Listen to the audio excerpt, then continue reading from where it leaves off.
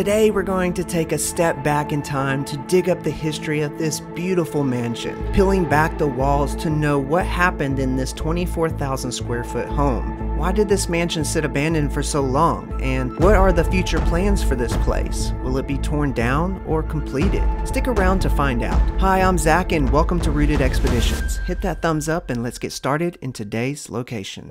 On today's episode, we were granted permission to film at one of the most iconic and eye-grabbing mansions in Texas, the Sanger Mansion, which has now become publicly known as the Bella Mansion, which is an unfinished mansion that has been sitting abandoned on and off for over 30 years until it was bought in 2020. If you have ever traveled to or from Oklahoma on I-35, you might have seen this ginormous home sitting up on the hill on the west side of the highway in Sanger, Texas, watching the natural decay that slowly took over the mansion over the years. Many that has passed by would probably wonder why this mansion was never finished and what was its purpose and why was it sitting abandoned? From an old invoice found by the new owners, it would seem that this mansion would have started its construction sometime in the late 1970s. Many might say no, it started in the early 80s, but documented paperwork states otherwise. The original owners at the time, Joseph and Julie Powell, started the construction of this mansion along with a huge stable on around 70 acres of land. By building this home for Joseph, Julie, and their daughter,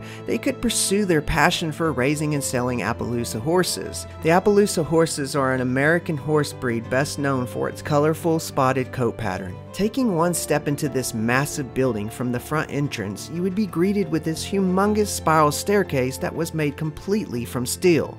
An invoice found shows that the staircase alone in today's dollars cost the Powell family about $1.3 million to build and install. Just past the staircase, straight ahead, you will see one of 6 fireplaces that would leave you in awe. The sitting area wall that the fireplace sits on extends about 25 feet up to the ceiling to the second floor. This is another building that will get your imagination going wild, wondering and trying to piece each floor together, guessing what would have been placed there and what it would have looked like, trying to piece it all together as you go from room to room. What do you think and see that some of these rooms could be used for?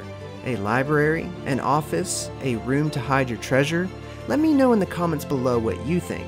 The story goes that Joseph built a stable on the property not far from the home, and it was said that it could house up to 100 horses with ease. It's also been said that he loved horses so much that he actually built an elevator inside the home, just so he could take the horses up to the 3rd floor, which was also known to some as the party floor. Yes, you heard me correctly.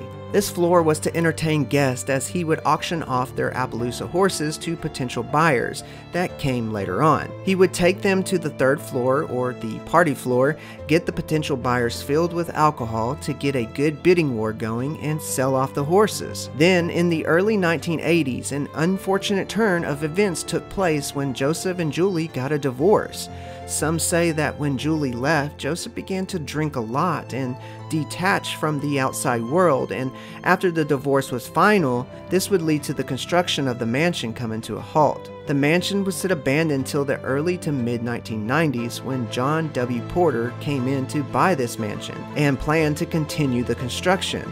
From what was said, John had plans to turn the mansion into a restaurant on the 1st floor and then offices on the upper floors. They removed about 1,000 square feet from the original 25,000 square foot home to try to fit their needs in this building for the restaurant and offices. Then, one day while at the mansion during construction, a tragic end came to John W. Porter when he had a heart attack in the driveway. Soon later at the hospital, John died and the construction stopped once again between 2001 and 2002. The mansion would sit abandoned until 2020 when Lena and Kenneth Ramey bought the mansion. The mansion was then handed over into the care of their daughter Isabel Ramey. The mansion will now be used to mainly host wedding venues along with other events that might be held at this new and improved mansion. Isabel stated in a Denton RC News article, and I quote, "I want to go in and make it something everyone in the community can be extremely proud of," unquote. Hence why this mansion has become quickly known as the Bella Mansion. Isabel and a close friend of the family, Kevin Martin, have been working very hard with architects and getting permits approved to get the mansion finished and up and running in the year 2023. Kevin has been overseeing the construction and maintenance on the property. The rock stone on the outside covering 80% of the exterior had to be taken down. They removed over 400 tons of stone as it was deemed unsafe and falling down as the weather over the years had ruined the supports on the backing of the stone. This place came with a 3-car garage, which back then a 3-car garage was a lot, as for a normal home you would see a 1-car garage or at the most 2. That's even if a house had a garage. There was a plumber that came forward and said back in the 70s the original owners picked out and ordered gold-plated plumbing fixtures to be used throughout the house. Yes, gold-plated. Unfortunately, they were never installed. This would have been cool to see. This mansion has finally found hope in being restored and put to use for the community.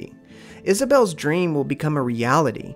They have already started on the landscape on the now 9 acres of land that the mansion sits on, growing its own grapes which accents the mansion really well. It's said that hopefully they will be able to one day use their own grapes to harvest to make their own wine and have it as an option for their guests at the events that they will be hosting. If you're looking to get married, this might be the place for you. In the meantime, there is zero tolerance for trespassing here. There have been new cameras put in place around the property and inside the mansion, not to mention the now constant patrol of police and security around this property. They will not hesitate to take you to jail for trespassing. If you are interested and you would like the opportunity to see this mansion, I will leave details in the description below, but this will be until they get closer to the finish of the mansion. Isabel and Kevin stated that anyone who is interested in seeing this place should contact them so that they can come out and take a look around. That does it for today's history. Hit that thumbs up. Peace, I love you, and as always, God bless.